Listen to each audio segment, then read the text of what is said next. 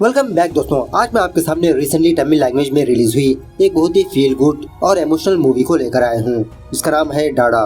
किस तरह से एक झूठ की वजह से दो प्रेमियों के बीच मिसअंडरस्टैंडिंग हुई, इसी पर बेस है इस मूवी की कहानी। सच में मूवी मुझे बहुत ही अच्छी लगी। क्लाइमैक्स में बहुत ही इमोशनल सीन चलता है। तो चलिए बिना टाइम वेस्ट के लेट्स स्टार्ट। उससे पहले उठा दो प्यार फॉर इंस्टाग्राम। कहानी की शुरुआत में ही मणिकंदन और सिंधु नाम के दो प्रेमियों को दिखाया जाता है। फिलहाल ये दोनों इंजीनियरिंग के फाइनल ईयर स्टडी करते हुए एक दूसरे से बहुत प्यार करते रहते हैं। एक दिन सिंधु मणि को ये बताती है कि ये प्रेग्नेंट है। मणि कहने लगता है कि तुम अबॉर्शन कर लो, लेकिन सिंधु इसके लिए टोटली मना करने लगती है, जिसकी वजह से मणि सिंधु को लेकर अपने फ्रेंड अमित के फ्लैट में शिफ्ट होता है। इस तरह से ये दोनों यहीं पर अपनी जिंदगी गुजारते रहते हैं। कुछ ही दिनों में मणि और सिंधु की बात इनके माँ बाप को पता चलती है।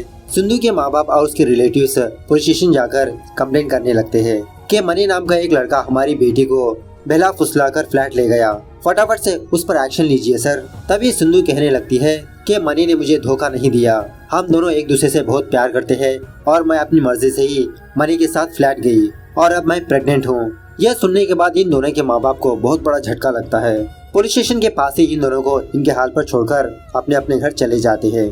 उसके बाद मणि अमित के अंकुल के फैक्ट्री में काम करते हुए अपनी छोटी मोटी सैलरी से सिंधु की देखरेख करते रहता है और उसी तरह ये दोनों अपनी पढ़ाई का खर्चा भी उठाते रहते हैं। एक दिन अमित के फ्रेंड्स बिना अमित को इन्फॉर्म किए अमित के फ्लैट आकर पार्टी शार्टी करने लगते हैं, बहुत ही ज्यादा लाउड म्यूजिक प्ले करते हुए। इन लोगों की वजह से सिंधु बहुत डिस्टर्ब होने लगती है। मणि घर आने के बाद सिंधु मणि को बताते हुए दूसरे घर शिफ्ट करने के लिए कहती है। इस तरह से मणि और सिंधु एक छोटे से घर में शिफ्ट हो जाते हैं। अब मणिकंदन की तो बस थोड़ी सी सैलरी होती है। मणि इसी सैलरी से अपना घर का रेंट पे करते हुए, अपने घर के खर्चे उठाते हुए, सिंधु का चेकअप करवाते हुए अपनी जिंदगी गुजारते रहते हैं। अगर मणि के पास पैसे नहीं होते, मणि अपने भाई से पैसे मांगते रहता है। एक दिन इसकी फैक्ट्री में किसी का बर्थडे होने पर एक छोटी सी पार्टी शार्टी चलने लगती है। इसी में मणि ड्रिंक करके अपने घर आता है, लेकिन सिंधु को ये बात बिल्कुल भी पसंद नहीं आती। सिंधु मणि से कहने लगती है कि तुम हमारे होने वाले बच्चे पर कसम खाओ कि आज के बाद से तुम कभी भी दारू नहीं पियोगे। मणि कहने लगता है कि जब तक तुमको डिलीवरी नहीं होगी तब तक मैं दारू को हाथ नहीं लगाऊंगा। इस तरह से प्रॉमिस करता है। लेकिन दूसरे दिन ही कुछ को-वर्कर्स मणि को फोर्स करने पर दोबारा मणि दारू पीकर घर आता है। मणि की ये हालत देखकर सिंधु मणि को कुछ नहीं कहती, रात भर रोती ही रहती है। सुबह होने के बाद सिंधु रोते हुए मणि को एक छापड़ लगाते हुए कहने लगती है, इतना जल्दी तुम अपना वादा भूल गए, कल ही तो तुमने वादा किया था। अब मणि को भी गुस्सा आकर सिंधु से कहने लगता है कि मैंने तुमको ऑलरेडी कहा था कि तुम अबॉर्शन कर लो, लेकिन तुमने मना कर दिया। तुम्हारी वजह से मेरी जिंदगी तबाह बर्बाद हो गई। अगर हम अमित के घर में रहते तो किराया बच जाता, लेकिन तुम किराए का घर लेने के लिए कहा। मैं मेरी छोटी सी सैलरी में कितना एडजस्ट कर रहा हूँ, क्या तुमको पता है? घर का खर्चा, घर का रेंट, तुम्हारी मेडिसिन, हमारी पढ़ाई, शर्म के मारे मेरे भाई के पास पैसे मांग रहा हूँ मैं। इस तरह से इन दोनों के बीच बहुत झगड़ा होकर मणि गुस्से से फैक्ट्री को चला जाता है। सिंधु रोते हुए वहीं पर बैठ जाती है। थोड़ी ही देर के बाद सिंधु को पेन स्टार्ट होते हैं। बहुत ही मुश्किल से अपने फोन के पास जाकर मणि को कॉल करने लगती है, लेकिन मणि सिंधु के ऊपर गुस्सा होने की वजह से सिंधु का फोन पिक नहीं करता और उसी तरह से अपना फोन स्विच ऑफ भी कर लेता है। थोड़ी देर के बाद सिंधु की पड़ोसन सिंधु के घर आकर सिंधु की हालत को देखकर इसके माँ बाप को कॉल करती है। सिंधु के रिश्तेदार आकर सिंधु को हॉस्पिटल ले जाते हैं। जब मणि अपने घर आता है तो मोहल्ले वालों से मणि को ये बात पता चलती है कि सिंधु को हॉस्पिटल ले गए हैं। जब मणि हॉस्पिटल जाता है तो इसका छोटे बच्चे के अलावा कोई भी मौजूद नहीं होता। मणि अपने भाई से पूछने लगता है कि सिंधु कहाँ पर है। इसका भाई कहने लगता है कि जब तक मैं यहाँ पर आया तब तक कोई भी मौजूद नहीं था। रिसेप्शन पर पूछा तो वो लोग कहने लगे सिंधु और उसके माँ बाप छोटे बच्चों को यहाँ पर छोड़कर कब का चले गए। सिंधु को कॉल किया मैंने, लेकिन उसका फोन नहीं लगा। मणि और उसका भाई बच्चे को लेकर सिंधु के घर जाते हैं। पता चलता है कि सिंधु की फैमिली ने इस घर को खाली कर चुके हैं, इस घर को ताला लगा हुआ है। उसके बाद मणि अपने बच्चे को लेकर अपने घर आता है, मतलब अपने माँ बाप के घर। लेकिन मणि का फादर मणि को अपने घर में एंटर ही नहीं होने देता। मणि की माँ और मणि का भाई चाहकर भी मणि की हेल्प नहीं कर पाते, जिसकी वजह से मणि अपने घर आकर यही सोचने लगता है कि मैं इस बच्चे का क्या करूं, कैसे पालूं इसको। तो सोच लेता है कि इस बच्चे को अनाथ आश्रम में छोड़ देगा। आश्रम में जाकर वार्डन से यही कहने लगता है कि किसी कूड़ादान में मुझे ये बच्चा मिला। इस तरह से अपने बच्चे को अनाथ आश्रम में छोड़कर वापस अपने घर आने लगता है। लेकिन बीच रास्ते में आकर मणि अपने आप रोने लगता है। इसका दिल गवारा नहीं होता कि माँ बाप के होते हुए इसका बच्चा अनाथ हो। उसी वक्त अनाथ आश्रम जाकर अपने बच्चे को अपने साथ ले लेता है। उसके बाद मनी अपने फ्रेंड अमित के घर आकर जो हुआ वो सारी बात बताने लगता है। ये सुनने के बाद पहले तो अमित मनी को बहुत डांटने लगता है कि तुम कैसे बाप हो गए भरोसे के। मनी भी कहने लगता है कि मुझे कुछ भी समझ में नहीं आया कि मैं इस बच्चे को कैसे पाल पोस कर बड़ा करूं। उसके बाद अमित इस बच्चे की देखरेख करने के लिए एक आया को रखता है और इसी तरह बच्चे को 12 महीने तक दूध पिलाने के लिए एक और औरत से बात करते हैं। मनी अपने बच्चे का नाम रखता है आदित्य, जो पहले से ही मनी और सिंधु ने सोच के रखा था। इस तरह से मनी अपने बच्चे की केयरिंग करते हुए, अपनी स्टडी करते हुए, छोटी सी जॉब करते हुए अपनी जिंदगी गुजारते रहता है। ये क्या 2 साल के बाद अमित आदित्य से माँ कहकर बोलने के लिए कहता है, लेकिन वो छोटा बच्चा आदित्य माँ कहने के बजाय डाड़ा कहकर बुलाता है। अपने बच्चे के मुंह से ये बात सुनने के बाद मणिकंदन बहुत खुश होने लगता है। खैर देखते ही देखते आदित्य 4 साल का हो जाता है। मनी आदित्य को स्कूल में दाखिला दिलवाता है। एक दिन किसी स्टोर में मनी को इसकी बहन संजना नजर आती है और फिलहाल मनी एक छोटी आईटी कंपनी में जॉब करते रहता है। संजना ऑफर देने लगती है कि हमारी कंपनी में ओपनिंग है, क्या तुम ज्वाइन होगे। अब मनी पहले से ही एक अच्छी जॉब की तलाश में लगा रहता है। सो संजना के कहने पर मनी ऑफिस जाने पर मनी को जॉब मिल ही जाती है। उसी शाम मनी घर आकर अपने बेटे के साथ एक छोटी मोटी से पार्टी शार्टी करने लगता है। खैर दूसरे दिन मनी जॉब में ज्वाइन होने के लिए जब कंपनी पर जाता है, एचआर मनी के पास आकर कहने लगता है, सॉरी मनी, तुम्हारी जॉब अब किसी और के हाथ में चली गई। मनी कहने लगता है, सर मैं संजना का भाई हूँ, संजना ने ही मुझे रेफर किया। एचआर कहने लगता है कि संजना से तुमको ज्यादा पैकेज आने की वजह से संजना ने ही तुम्हारी जॉब को किसी और को दे दिया। उसी वक्त मनी गुस्से में आकर संजना के पास जाकर पूछने लगता है, क्या मैंने तुमसे पूछा था कि मुझे जॉब चाहिए? धोखा क्यों दिया तुमने मुझे? अब तक मैं जिस तरह से जिंदगी गुजार रहा हूँ, आगे भी मैं अपने बेटे का ख्याल रखते हुए अपनी जिंदगी गुजार सकता हूँ, मुझे किसी की हेल्प नहीं चाहिए। खैर दूसरे दिन आदित्य के स्कूल में गोकुल नाम के एक बंदे से झगड़ा हो जाता है। अब इसी झगड़े की वजह से ये दोनों अच्छे दोस्त भी बन जाते हैं। गोकुल समझ जाता है कि मनी कुछ प्रॉब्लम में है। मनी अपने बारे में गोकुल को बताने लगता है। गोकुल कहने लगता है कि मेरे फ्रेंड की एक बहुत बड़ी आईटी कंपनी में है, तुम उसमें जॉब कर सकते हो, मैं तुमको रेफर करूंगा। सो दूसरे दिन मनी उस कंपनी जाकर वेणुगोपाल नाम के एक बंदे से मुलाकात करता है। वेणुगोपाल कहने लगता है कि नॉर्मली गोकुल किसी को भी रेफर नहीं करता, उसने तुमको रेफर किया तो जरूर तुम्हारे अंदर कुछ बात होगी, तुमको इंटरव्यू नहीं किया जाएगा, तुम डायरेक्ट जॉब पर ज्वाइन हो जाओ, तुम बाहर जाकर वेट करो, मैनेजर आकर तुम्हारा काम समझाएगा। इस तरह से मनी वेटिंग हॉल में मैनेजर का वेट करते रहता है। तभी मनी के सामने सिंधु आती है, मतलब सिंधु भी इसी कंपनी में काम करती रहती है। ये दोनों एक दूसरे को देखकर शॉक में रह जाते हैं। खैर उसी वक्त मनी गोकुल के पास जाकर जो हुआ वो सारी बात बताने लगता है और ये भी कहने लगता है कि सर हर रोज 8 घंटे उसी को देखते हुए मैं काम नहीं कर सकता। गोकुल मनी को मोटिवेट करने लगता है, देखो सिंधु सब कुछ भूलकर अच्छी खासी जॉब कर रही है, तो तुम भी तो अपनी लाइफ में आगे बढ़ सकते हो, तुम अपने लिए नहीं अपने बेटे के लिए जॉब करो, उसकी जिंदगी के लिए। इस तरह से मनी उसी कंपनी में जॉब पर ज्वाइन हो जाता है।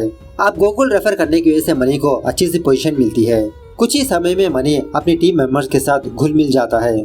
खैर एक दिन मनी की टीम मेंबर साधना एक छोटी सी मिस्टेक करने की वजह से सिंधु इसको बहुत डांटने लगती है कि हमेशा इंस्टाग्राम चलाती हो, कुछ काम वाम तो नहीं करती तुम। अब मनी को गुस्सा आकर उसी वक्त उस प्रॉब्लम को सॉर्ट आउट कर देता है।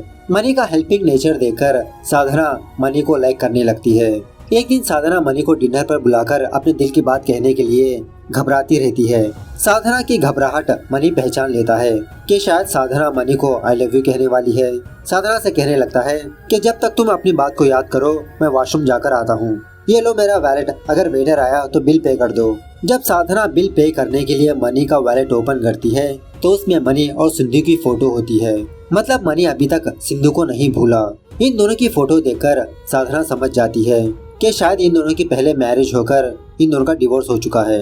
उसके बाद साधना अपने टीम मेंबर्स के पास आकर जो हुआ वो सारी बात बताने लगती है कि एक्चुअली आज मैं डिनर पर मनी को प्रपोज करने वाली थी, लेकिन मनी का वैलेट देखने पर मुझे ये बात पता चली कि मनी और सिंधु की ऑलरेडी शादी हो चुकी है। मनी बहुत ही चालाकी से अपना वैलेट मेरे पास छोड़कर गया। मनी को पसंद नहीं था कि वो मेरे प्यार को ठुकराकर मेरा दिल तोड़े। हम लोग किसी भी तरह से मनी और सिंधु को दोबारा मिलवाना होगा। सो ये लोग एक ट्रिप के लिए प्लान करते हैं। मनी और सिंधु को एक ही कमरे में भेजेंगे। सो पहले तो ये लोग सिंधु के पास आकर इसको रिक्वेस्ट करके ट्रिप के लिए मनवा लेते हैं। उसके बाद मणिकंदन को भी मनवा लेते हैं। एक दिन मनी के माँ बाप और उसका भाई मनी के घर आते हैं। अपने पोते को देखकर मनी का फादर बहुत खुश होने लगता है कि आदित्य मनी के कामों में हाथ बटाते रहता है। फाइनली जाते आते मनी का फादर आदित्य को अपना इंट्रोडक्शन देता है कि मैं तुम्हारा दादा हूँ और जब भी दादा अपने पोते को पैसे देते हैं तो मना नहीं करते। तो मनी के कहने पर आदित्य बख्शीश ले लेता है। उसके बाद मनी का फादर मनी से कहने लगता है, उस टाइम तुमने मेरी बात नहीं मानी, इसलिए मैं तुम पर गुस्सा था, लेकिन जिस तरह से तुम अपने बच्चे की परवरिश कर रहे हो मुझे बहुत ही गर्व हो रहा है। उस वक्त मैंने बाप के हैसियत से तुमको डांटा और आज तुम एक बाप बन चुके हो। अगर उस टाइम मेरी बातें तुमको गलत लगी हो तो मुझे माफ कर दो और अपने भाई की शादी पर जरूर आना। मनी भी कहने लगता है, पापा आप माफी मत मांगिए, मैं शादी पर जरूर आऊंगा। खैर उसके बाद मनी के टीम मेंबर्स ट्रिप पर जाते हैं। अब ट्रिप के दौरान एक बंदे के कहने पर मनी हल्के से दारू पीने लगता है। रात होने के बाद मनी के टीम मेंबर्स मनी को सिंधु के कमरे में भेजते हैं। थोड़ी देर के बाद सिंधु अपने कमरे में आकर मनी को यहाँ पर देखकर उसको बहुत डांटने लगती है। पहले तो सिंधु बाहर आकर साधना को एक छापड़ लगाती है और मनी से कहने लगती है कि मैं देख रही हूँ तुम्हारा ड्रामा, मेरे करीब आने की कोशिश कर रहे हो तुम, मैं कभी भी तुमको माफ नहीं करूंगी। और अपने टीम मेंबर से कहने लगती है कि तुम लोग नहीं जानते ये कितना घटिया इंसान है। मनी भी कहने लगता है कि तुम जैसी औरत को मैं भी कभी भी माफ नहीं करूंगा, मैं बस अपना कमरा समझकर आया था। खैर वापस आने के बाद सिंधु का एक सुपीरियर सिंधु को काफी सारे गिफ्ट्स देने लगता है और इसी तरह सारी स्टाफ जाने के बाद सिंधु के पास आकर हल्के से इसके साथ मिसबिहेव करते रहता है। मनी ये चीज ऑब्जर्व करके उस बंदे को खोपचे में बुलाकर 2-4 छापड़ लगाता है। बाद में मनी खुद सिंधु को अपनी बाइक पर उसके घर ड्रॉप करने के लिए जाता है। रास्ते के दौरान इन दोनों के बीच कोई भी बात नहीं होती, बस सिंधु अपने घर का एड्रेस बताती है। इसी में ये दोनों अपनी पुरानी यादों को ताज़ा करने लगते हैं कि कॉलेज डेज में ये दोनों किस तरह से बाइक पर जाया करते थे। खैर कुछ दिनों बाद ये बात पता चलती है कि मनी को बेंगलुरु ट्रांसफर किया जा रहा है। मनी के सारे टीम मेंबर्स एक अच्छा सा फेयरवेल प्लान करने लगते हैं और इसी तरह मनी से रिक्वेस्ट करने लगते हैं कि पार्टी के दिन आप अपने बेटे आदित्य को भी ले आओ। सो उसी तरह से मनी फेयरवेल के दिन अपने बेटे आदित्य को अपने ऑफिस ले जाता है। आदित्य सारे ऑफिस में घूमते हुए सिंधु की कैबिन में जाता है। सिंधु आदित्य को अपने पास बुलाकर इसके बारे में पूछने लगती है कि तुम्हारा नाम क्या है। आदित्य कहने लगता है कि आदित्य। तभी सिंधु इसके फादर का नाम पूछने लगती है। आदित्य कहने लगता है मणिकंदन। यह सुनने के बाद सिंधु के तो होश ही उड़ जाते हैं। फौरन सिंधु अपने फादर को कॉल करने पर सिंधु का फादर रोते हुए सिंधु से माफी मांगने लगता है। सिंधु भी बहुत फूट फूट के रोने लगती है और जब पार्टी चल रही होती है सिंधु उसी हालत में मनी के पास जाती है। अब इन दोनों की हालत को समझकर वहाँ की सारी स्टाफ बाहर चली जाती है इन दोनों को अकेला छोड़कर। मनी सिंधु से कहने लगता है कि मैं तुमको सिर्फ एक ही सवाल पूछता हूँ, जब मैंने तुमको कहा कि तुम अबॉर्शन कर लो लेकिन तुमने मना कर दिया, तुम बच्चा चाहती थी। एक्चुअली मेरे प्लेस पर तुमको होना चाहिए, हमारे बच्चे का ख्याल रखना चाहिए। चलो मान लिया मेरी गलती की वजह से तुमने मुझे छोड़ दिया, लेकिन इसमें हमारे बच्चे का क्या कसूर? क्यों तुम मेरे बच्चे को अकेला हॉस्पिटल में छोड़कर चली गई? कैसी माँ हो तुम? मैं मेरी जिंदगी में किसी को भी माफ करूंगा सिवाय तुम्हारे। सिंधु रोते हुए मनी से कहने लगती है कि मेरे माँ बाप ने मुझसे झूठ कहा कि हमारा बच्चा मर चुका है। हमारे बच्चे का मौत का कारण तुम ही समझकर मैं तुमको छोड़ के चली गई। आज जब मैंने आदित्य को देखा मैं तो होश ही उड़ गए। मेरे पापा को फोन करके पूछा तो मेरे पापा ने असली सच बताया। प्लीज मुझे माफ करो मनी। इन 4 सालों में मैंने बहुत बार सोचा कि मैं सुसाइड कर लूं, लेकिन तुमने भी तो इन 4 सालों में मुझे देखने के लिए नहीं आए। सच जानने के बाद मनी भी रोते हुए सिंधु से यही कहने लगता है कि इट्स ओके। उसके बाद अपने बेटे आदित्य को बुलाकर सिंधु से कहने लगता है कि ये तुम्हारी माँ है। सिंधु आदित्य को बहुत ही इमोशन के साथ अपने सीने से लगा लेती है, बहुत फुट फुट के रोने लगती है। इस तरह से ये तीनों दोबारा एक हो जाते हैं। इसीलिए कहते हैं झूठ बोलने से पहले 10 बार सोचना होगा, किसी की जिंदगी बर्बाद हो सकती है एक छोटे से झूठ से। मूवी कैसे लगी कमेंट करके बताना जरूर। मिलते हैं अगली वीडियो में, तब तक take care, bye bye, see you soon.